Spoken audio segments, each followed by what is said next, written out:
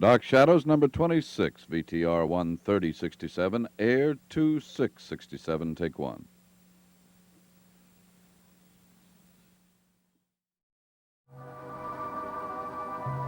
My name is Victoria Winters.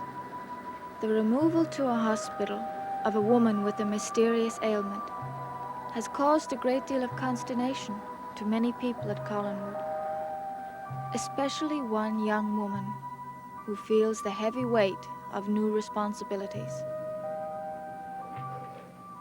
Carolyn, you have to eat something. What? Yes. Nothing's going to be solved if you get sick, too. I can't help it, Vicky. I'm so worried. Well, we've just got to trust Dr. Guthrie. I do. It's just that... I know. I'm very fond of your mother, too. She's been so good to me. The last thing she said to me was not to let them take her out of this house. You had no choice. I shouldn't have let them take her to the hospital. No matter what anyone says, I shouldn't have let them. I should have listened to her last request. But the doctor said she was in danger here. Why? What is it, Vicky? What's going on in this house? That's what he's here to find out.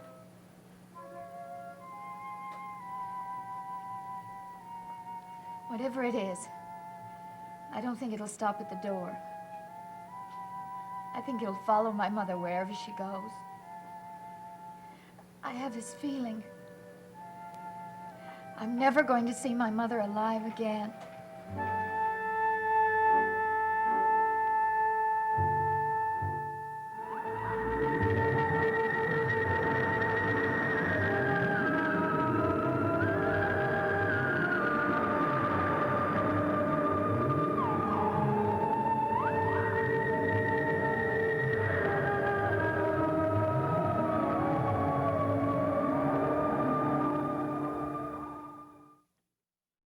You're letting your imagination get the better of you.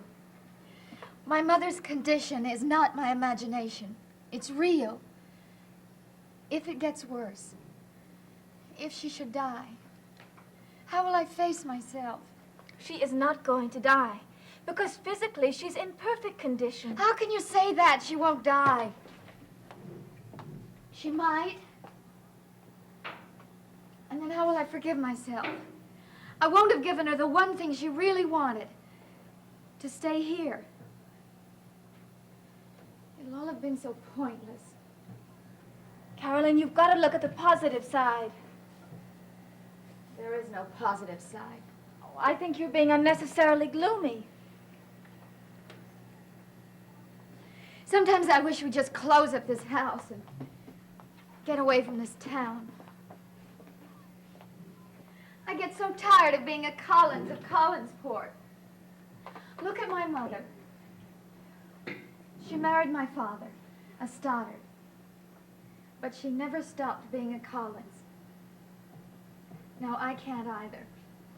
She's left it all to me. I don't want it. I don't want it. Stop it, Carolyn. Please stop it. I'm sorry. I'm all right.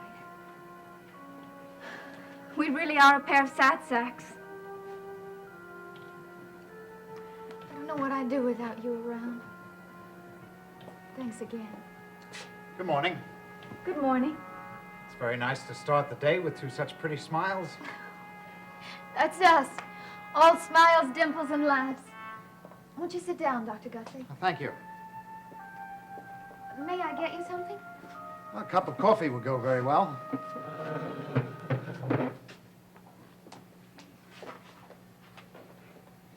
Have you discovered anything yet? No, not yet, but these things take a little time. Thanks. I suppose. It's so mystifying. Look, I want you to be sure of one thing. There's a scientific explanation for everything. What do you intend to do? Well, the physical part of your mother's examination has been completed. And now I'll examine the psychic part, the part that relates only to her mind. You see, in In parapsychology, we deal with extrasensory perception, the psychic contact between parties known and unknown.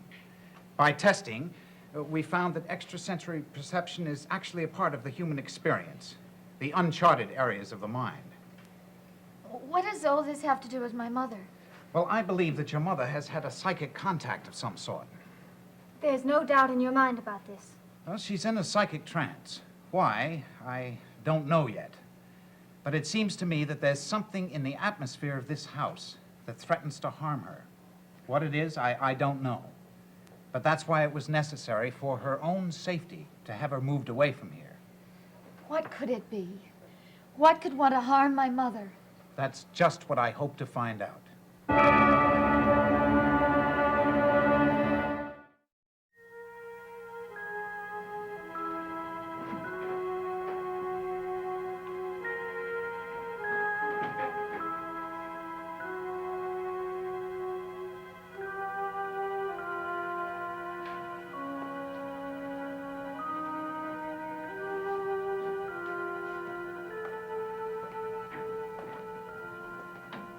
Carolyn, I want to talk to you.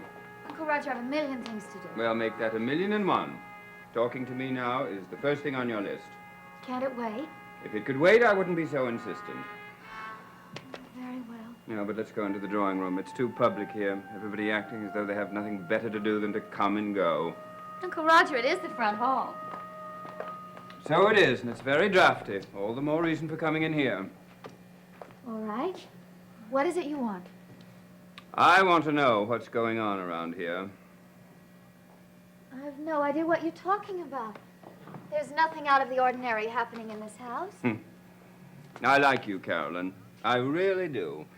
Now that your mother's gone, you're the only opponent worthy of me. Flattery will get you nowhere. What do you want? I've always said New England lost the art of conversation. Everybody's in a big hurry to get to the point. Very well. I want to know why you've changed your mind about your mother. In reference to what? You know perfectly well what. You were absolutely adamant in your opposition to your mother moving out of this house. Yes, I was. Well, then why the sudden change of heart? The doctor convinced me that he needed to run some tests that could only be made in a hospital. What doctor? The doctor I consulted, of course. Dr. Guthrie? Yes. By the way, what is he a doctor of? Why? Well, I simply want to get to the bottom of it, that's why. The bottom of what? There's no mystery here. Well, then tell me about Dr. Guthrie. There's nothing to tell. What's he doing around here? Uncle Roger, why don't you ask him? At the moment, I'm asking you. I'll get to him later. All I can tell you is that I think it was very kind of him to see Mother. But Liz is no longer here. How can he help her if she's not here? Uncle Roger, I'm not bright enough for your riddles. Don't be modest, my dear. Now, come on. What about Guthrie? I've told you all I know. I think not. I'm sorry, there's nothing I can do about what you think. Why is he so curious about your mother's state of mind? I don't see anything unusual in a doctor's being curious about a patient's state of mind just before being stricken by a mysterious ailment. Carolyn. It's the way in which he asks about it. I don't like it. Well, perhaps he saves his charming bedside manner for people who are sick. Now you're simply being evasive. I don't mean to be. I'm simply telling you what I know. Well, there's still something you're holding back, and I'm waiting for you to tell me what it is. I don't want that man prowling around in this house. Dr. Guthrie is here at my request. Then it shall be my request that he leave. Uncle Roger, don't force me to say something I don't want to say. That is exactly what I want you to do. We have a clear-cut issue. Dr. Guthrie. We are both pulling in opposite directions. Obviously, I'm stronger. As usual, you've chosen the wrong time to draw battle lines. Well, I don't want to fight with you. I don't have to. If I want Dr. Guthrie here, he'll stay as long as is necessary.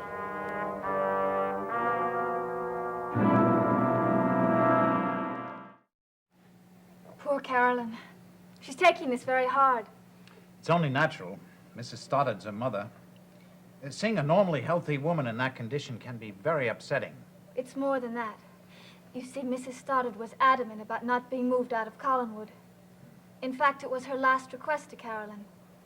Well, in light of what her doctor told her, why do you suppose she felt that way?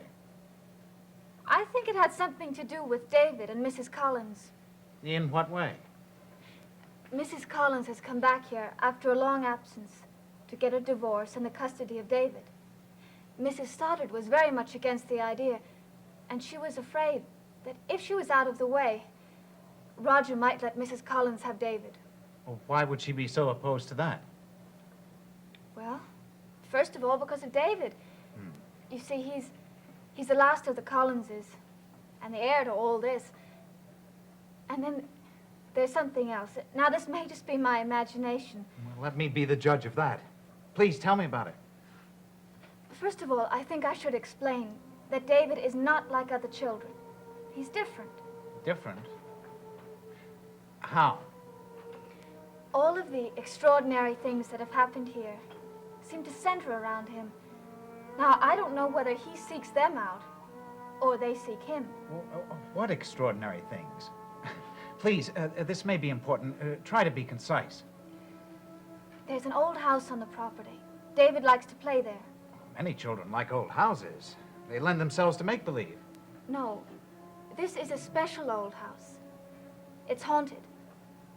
To somebody in my field, that's a pretty large claim. Believe me, it's not made lightly. Is it, shall we say, generally haunted? Or is there a specific ghost? A specific ghost. Well, is it a malevolent spirit that threatens the boy? No, she's very friendly. In a way, I think she watches over him. Does anybody know who she is? Yes, she's Josette Collins, an ancestor of the Collins family. There's a portrait of her in the old house. Well, has anybody been present with the boy when she's materialized? No.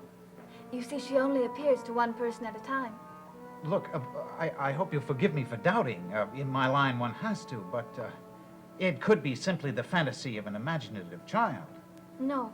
He described her quite accurately. There's the portrait. I know that Josette is there. Well, you have great faith in your charge. That's admirable, but still, in all, That's not why I know she's there. I've seen her myself.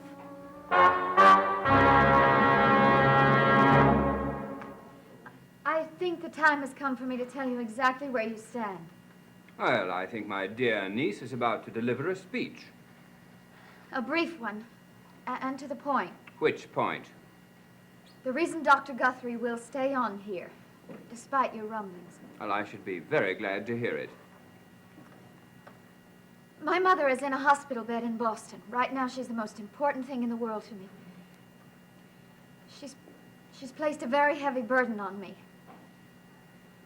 She's left the entire responsibilities of the Collins family to me, not to you. And now you are drunk with power? No, this was what she planned in case anything should happen to her, and I intend to see it through. How do you intend to enforce whatever little policies you devise?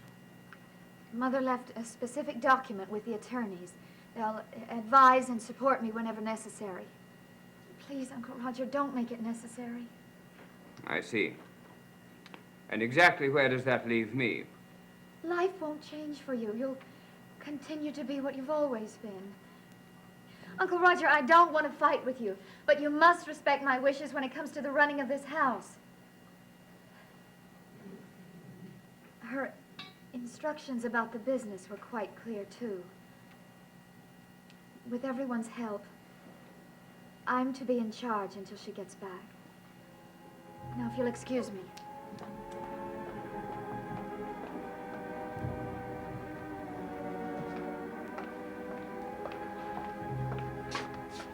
Your mother must have been out of her mind, leaving a half-grown girl with such enormous responsibilities. She had to entrust them to somebody. Well, why not entrust them to me? I'm a member of this family. A very extravagant one. How extravagant can you get in Collinsport? Somehow you manage. Well, I'll have to talk to the attorneys about this.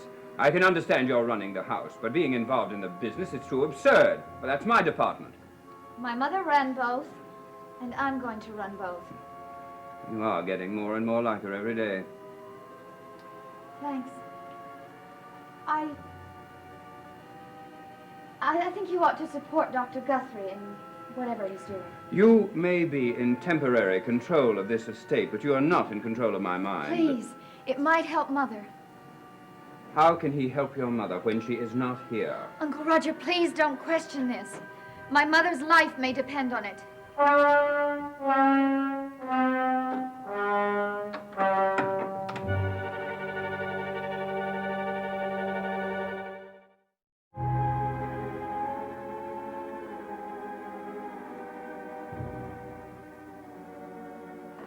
Oh, Mr. Collins. Yes? I wonder if you'd have a few moments to talk with me. Why? Well, if you could answer a few questions for me. I'm sorry, I haven't got the time.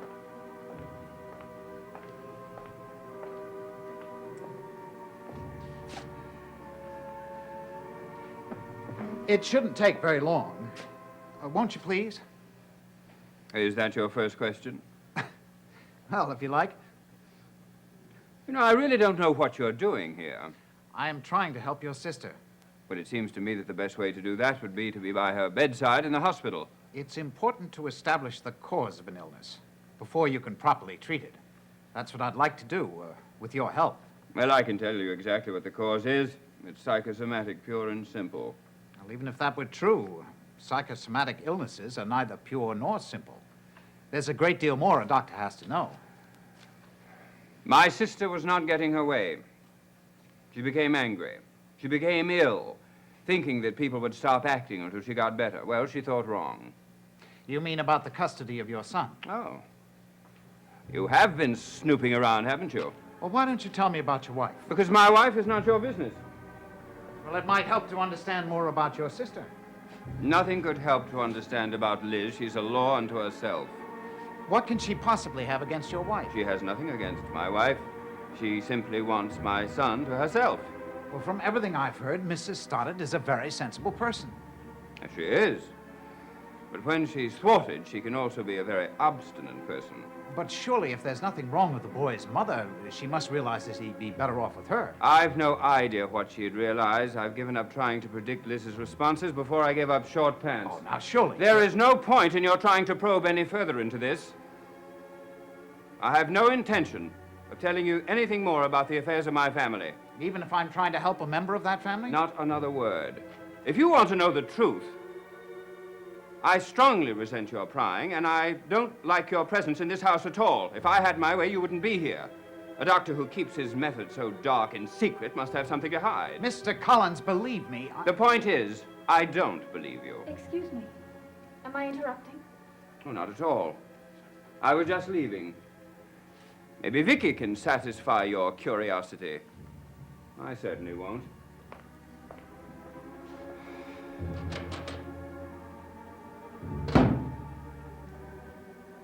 Doesn't seem as if you've had much luck with Roger. No, indeed. What's your next move? Well, I think I better get to know young David. May I ask something of you, Dr. Guthrie? Certainly. If Roger doesn't stand in your way, and you do get to know David, please be gentle with him. Oh, of course I will. You see, he's been made a sort of a pawn recently. He's a very sensitive boy and very easily confused and hurt. Yes, I understand. What do you want with him? There's obviously a deep psychic disturbance here. Now, maybe David is part of it. I'd like a closer look. What are you going to do? I think I'll get him to go down to the old house with me. I'd like to see what happens. Be careful. Please be careful.